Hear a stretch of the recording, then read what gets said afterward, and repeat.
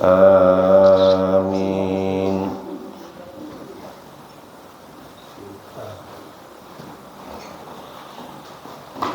Assalamualaikum warahmatullahi wabarakatuh. Waalaikumsalam warahmatullahi wabarakatuh. Alhamdulillahi rabbil alamin. Arsala rasulahu bil huda wa dinil haqq liyuzhirahu ala dini kullih wa kafa billahi syahida. Rabbi israh li sadri wa yassir li amri wahlul 'uqdatam min lisani yafqahu qawli. Wa qala fi ayatil ukhra Bismillahirrahmanirrahim. Ya bunayya aqimis shalah wa'mur bil ma'ruf wanha 'anil munkar wasbir ala ma asabaka inna zalika min azmil umur. Shadaqallahul azim wa shadaqallahul karim wa nahnu zalika minasyahidin wasyakirin. Yang sama kita hormati Lurah Pinang Merah, alhamdulillah hadir bersama kita semuanya. Pak RT 33, kalau Pak RT ya selalu mendampingi lurah. Mana lurah duduk di situ ketua RT. Kalau ketua RT-nya duduk sebelah kanan ujung sana, Pak lurah sebelah sini. Yang dimarahin itu adalah RT-nya. Nah, jadi makanya Pak RT itu harus duduk samping Pak lurah.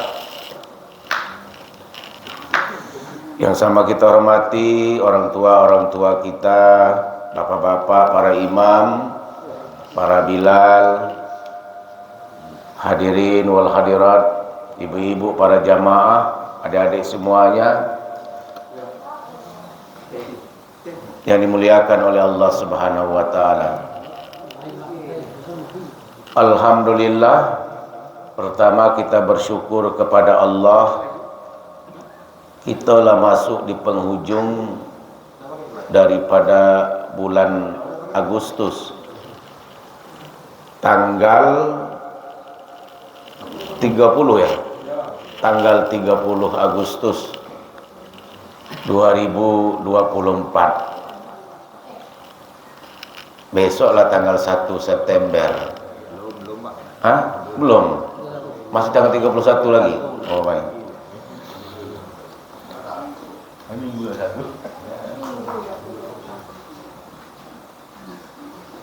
Minggu 1 ya.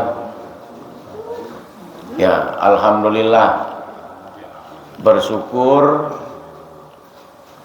pergeseran dan percepatan waktu itu tidak terasa itu. 1 bulan rasa-rasa 1 minggu. 1 minggu rasa-rasa 1 hari. Pergeseran waktu cepat, singkat. Hari ini masih bisa ngunyah Pak Muhiban, besok belum tentu bisa ngunyah. Itu pergeseran waktu namanya. Sombong kita hari ini masih bisa minum, besok tak minum, tak bisa lagi minum kopi pakai pipet.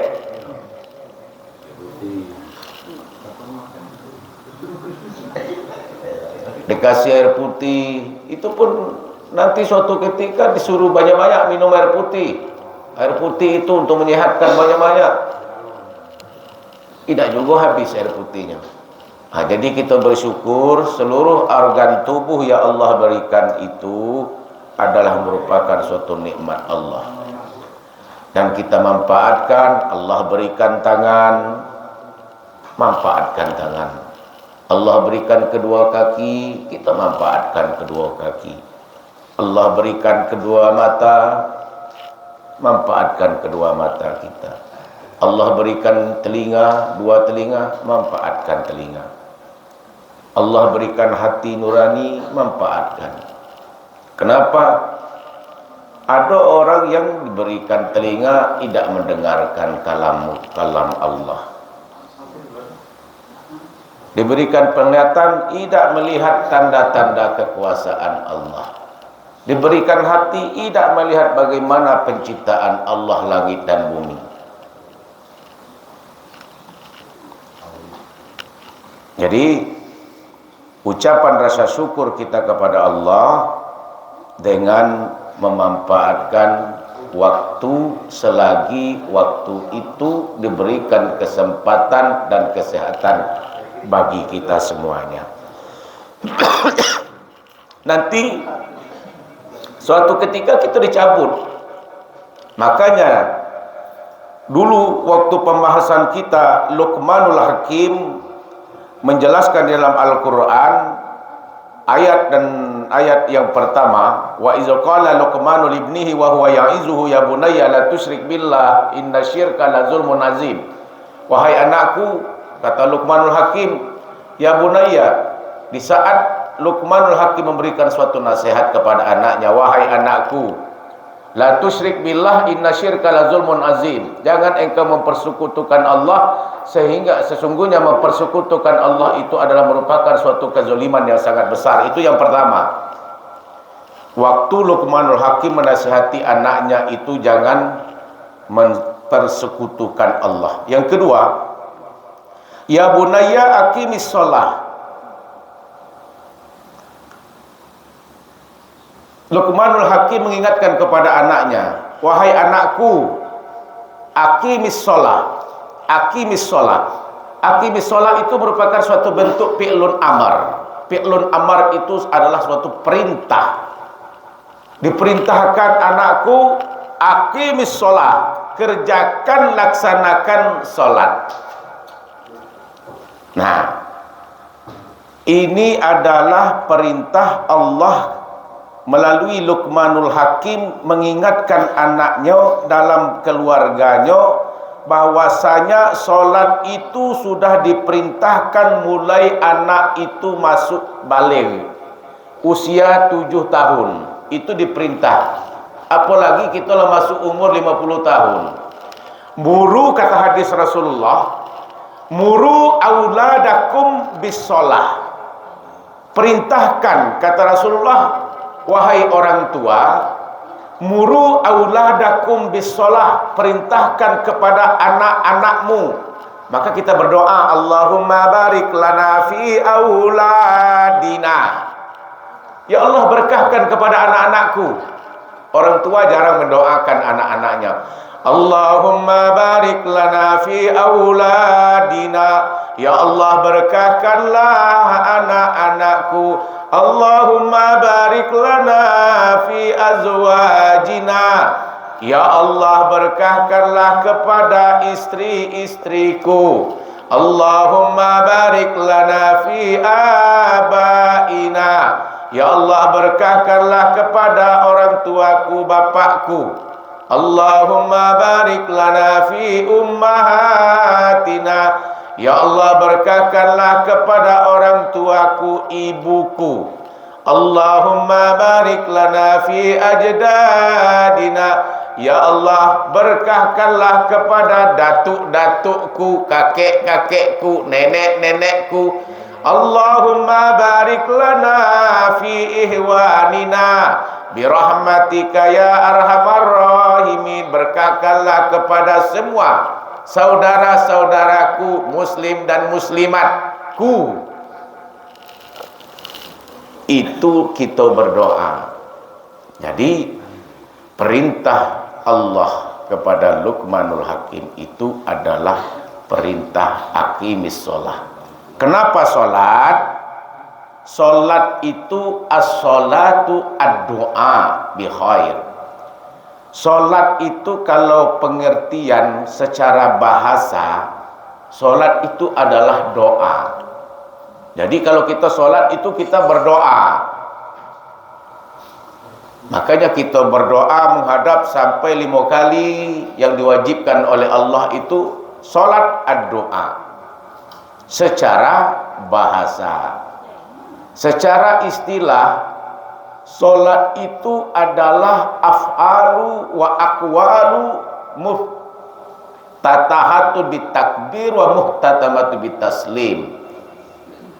Solat secara istilah itu adalah perbuatan, ucapan yang dibuka, diangkat dengan takbir, ditutup dengan salam, itu solat secara istilah.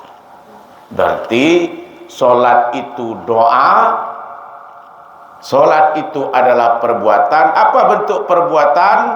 Itulah ruku, sujud, takbir, duduk antara dua sujud, itu adalah merupakan suatu perbuatan. Aqwalu wa af'alu wa aqwalu adalah ucapan. Bismillahirrahmanirrahim, itu ucapan yang dimulai, dibuka dengan takbir, ditutup dengan salam, itu sholat. Nah, karena ini merupakan suatu doa, perintah yang pertama Luqmanul Hakim itu tentang sholat kepada anaknya, merupakan suatu kewajiban. Muru auladakum bisolah, perintahkan kepada anak-anak kita itu untuk sholat. Kapan? Wahun abnaun sab'in sinin, kalau iyo sudah masuk usia 7 tahun. Kalau anak sudah masuk usia 7 tahun, maka orang tua sudah mulai mengarahkan, membujuk, mengajak anaknya itu untuk membiasakan mengerjakan sholat, terutama berjamaah. Maka kita harus bisa juga bersama-sama mengendorkan, membebaskan, membiasakan supaya anak-anak kita itu tahu dengan masjid. Dimarahnian jangan, diingatkan, dibiarkan juga jangan, menghilangkan kehusukan. Kalau anak-anak kita sudah jauh dari masjid, mulai saat dari awal, nanti kedepannya pun akan susah dia akan datang ke masjid. Makanya perintah Rasulullah SAW, apabila anak kita itu sudah masuk usia umur 7 tahun, perintahkan muru auladakum bisolah wahum abnaun sab'in sinin. Yang pertama, mengajak, membujuk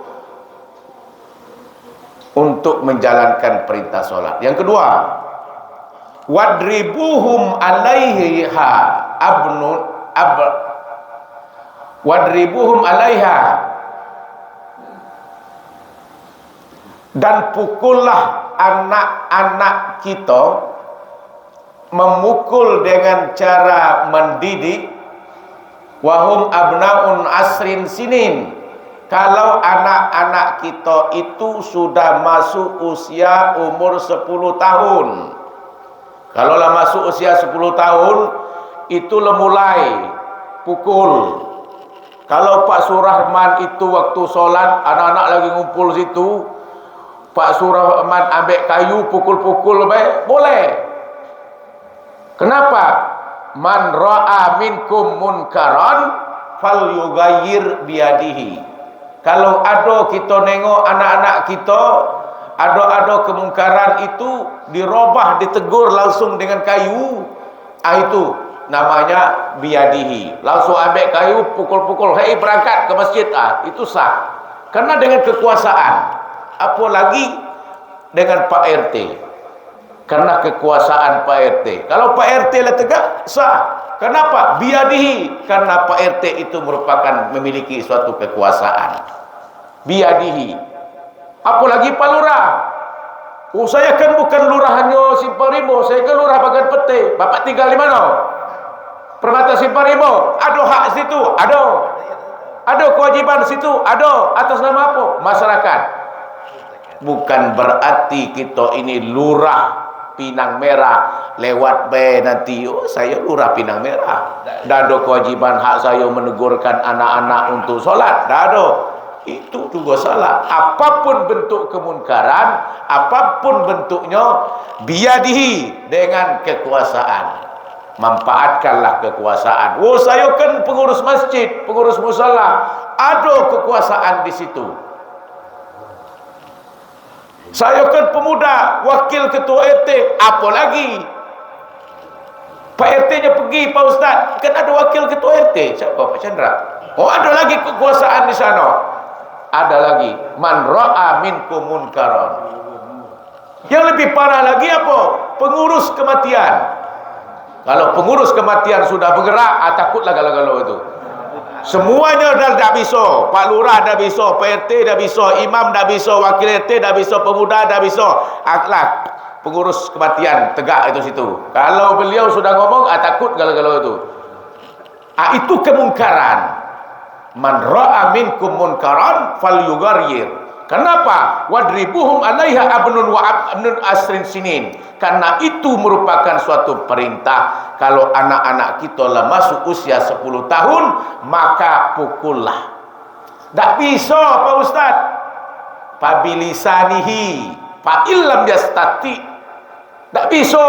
Lah saya pukul, kata Pak Surahman, masih juga lelet. Pabilisanihi, panggilnya Pak Surahman, panggil semua pemuda, ngumpul ke musala, ajak rapat, jelaskan secara apa? Lisan. Lah sudah Ustaz, lah sudah kasih tahu, lah sudah diomongin. Fa illam yastati, tak bisa juga itu Ustaz. Fabi qalbihi, dengan hati, secara hati, main hati ke hati. Tak juga bisa. Wahwa adhaful iman, itulah selemah-lemahnya iman. Karena kita tidak pernah memerintahkan anak kita untuk sholat.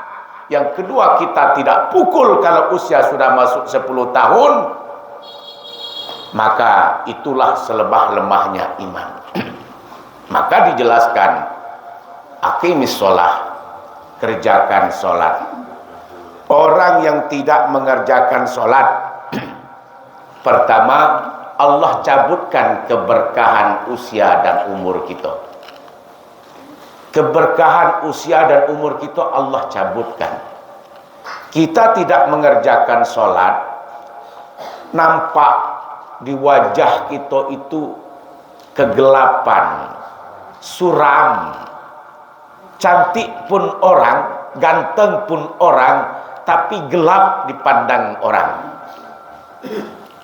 Buruk niat kita, tapi walaupun kita itu tidak kita putih, tapi bersinar dan bercahaya. Jadi orang yang tidak melaksanakan sholat, tampak di wajahnya itu kegelapan. Orang yang tidak mengerjakan perintah Allah sholat, mati pun nanti mati dalam keadaan terhina. Orang yang tak mengerjakan sholat, dia tidak mendapatkan nikmat kubur, bahkan dia mendapatkan azab kubur. Orang yang tidak mengerjakan sholat, doanya itu tak diangkat oleh Allah ke langit. Jadi perintah yang dikatakan perintah sholat itu sangat luar biasa, karena rasul likullil ibadah, yaitu sholat. Kepalanya ibadah kita itu adalah sholat. Itu perintah Luqman kepada anaknya. Lalu mamaknya ini karena dibilang ustaz itu, perintahkan anakmu untuk melaksanakan sholat. Kata ustaz, kan muru auladakum bis sholat. Sudah ngaji ini dah, diperintah, nak berangkat kamu pergi ke musala sana, sholat berjamaah situ.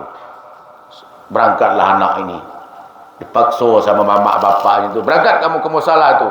Karena dalam hadis Rasulullah, kata ustaz itu perintah untuk mengerjakan sholat. Sholatlah anak itu.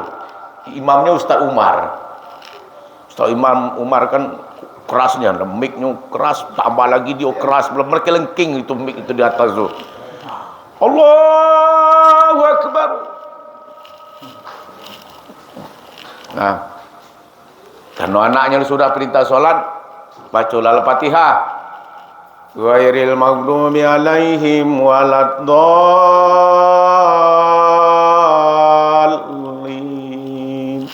Amin. Kita kan banyak anak-anak nih. Sab pertama bapak, sab kedua bapak, sab ketiga tu kalau anak-anak galau tu main belakang itu.